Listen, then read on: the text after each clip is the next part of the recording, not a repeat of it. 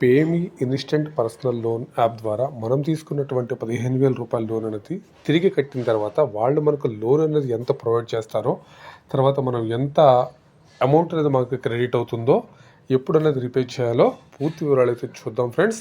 అయితే ఈ వీడియోలో మనం తీసుకున్నటువంటి పేమీలో లోన్ యాప్ ద్వారా 1 మంత్లో అయితే రీపే చేయాలి. 15,000 రూపాయల లోన్కి మనం చేయాల్సింది తిరిగి 15,413 రూపాయలు అయితే రీపే అయితే చేయాలి కదా. దానికి సంబంధించిన వీడియో అయితే ఇదనమాట. పేమీ లోన్ అప్లికేషన్ అనేది ఇన్స్టెంట్గా పర్సనల్ లోన్ అనమాట ఇచ్చేది. అయితే ఎవరైనా కొత్తగా అప్లై చేసుకోవాలనుకున్న వాళ్ళు కింద డిస్క్రిప్షన్ లింక్ ఇస్తాను, అక్కడ నుంచి అయితే మీరు డౌన్లోడ్ చేసుకోవచ్చు. అయితే మనం తీసుకున్నటువంటి లోన్ అనేది ఈరోజు 30వ తారీఖున అయితే నేను రీపే అయితే చేయాలి, అంటే రేపే. అయితే నేను ఒక రోజు ముందుగానైతే రీపే అయితే చేసేస్తున్నాను. మనం ఇలా ఉంది కదా, ఇలా ఆప్షన్ పే టోటల్ డ్యూ అని ఉంది కదా, 15,413 రూపాయల మీద సెలెక్ట్ చేసుకున్న తర్వాత మనకి ఫోన్పే ద్వారా కానీ, గూగుల్ పే ద్వారా కానీ, పేటిఎం ద్వారా కానీ, లేకపోతే నెట్ బ్యాంకింగ్ ద్వారా కానీ, లేకపోతే డెబిట్ కార్డ్ ద్వారా కానీ మనైతే పే చేయొచ్చు.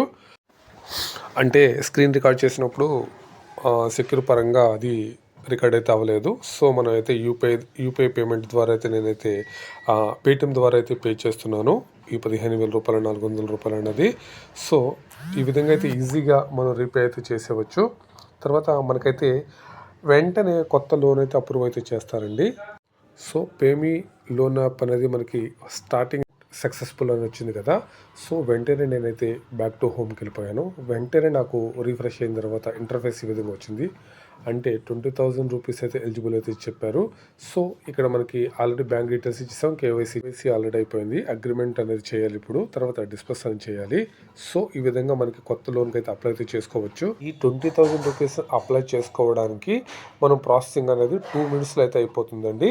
అగ్రిమెంట్ చేసుకోవాలి, సైన్ ఇన్ అనేది కూడా ఆన్లైన్లో ఇచ్చేసుకోవాలి. సింపుల్ ఈజీ మెథడ్ అనమాట.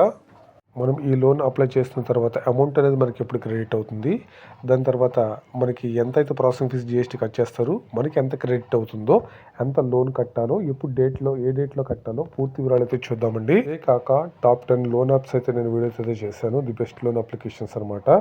అంటే ఇవి బ్యాంకింగ్ కాదు కానీ నాన్ బ్యాంకింగే, రిజర్వ్ బ్యాంక్తో టైప్ అయి ఉంటారు, ఆర్బీఐతో. సో జెన్యూన్గా అయితే ఉంటుంది.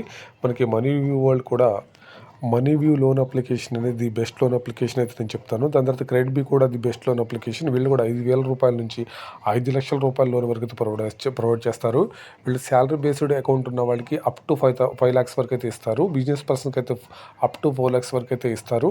సో దీనిపైన కూడా వీడియోలు అయితే చేశాను, కింద డిస్క్రిప్షన్లో లింక్ ఇస్తాను, డౌన్లోడ్ చేసుకుని నా రిఫరల్ కోడ్ వాడడం వల్ల మీకు ప్రాసెసింగ్ ఫీజు ఇంకా జెన్యూన్గా వచ్చే లోన్ యాప్స్ పైన వీడియోస్ అయితే చేయడం జరిగింది. నా ఛానల్ కొత్తగా చూస్తున్న వాళ్ళు ప్లీజ్ సబ్స్క్రైబ్ చేసుకోండి. నా ఛానల్లోకి వెళ్ళి వీడియోస్ అయితే మీరు తప్పకుండా చూడండి. సో ఈ యొక్క లోన్స్ అనేది ఎమర్జెన్సీ పర్పస్లో మాత్రమే తీసుకోండి. అంటే మీకు ఎక్కడ అందుబాటులో దొరకనప్పుడు కానీ, లేకపోతే ఏదైనా అర్జెంట్ పర్పస్లో మాత్రమే ఈ లోన్స్ అయితే తీసుకోండి. యూట్యూబ్లో చాలామంది రివ్యూస్ చేసారు వీడియోస్ పైన, తప్పకుండా అలా రివ్యూ చూసిన తర్వాత మీకు నచ్చినట్లయితే లోన్ తీసుకోండి. సో ఈ వీడియో అయితే లెంత్ అయితే పెరిగిపోతుంది. నెక్స్ట్ వీడియోలో నేను ఈ 20,000 రూపీస్ లోన్ అనేది ఎలా తీసుకోవాలి, తర్వాత ఎప్పుడు మన అకౌంట్లో పడుతుంది, ఎంత రీపే చేయాలో పూర్తి వివరాలు అయితే నెక్స్ట్ వీడియోలో చూద్దాం. ప్లీజ్ లైక్ చేయండి.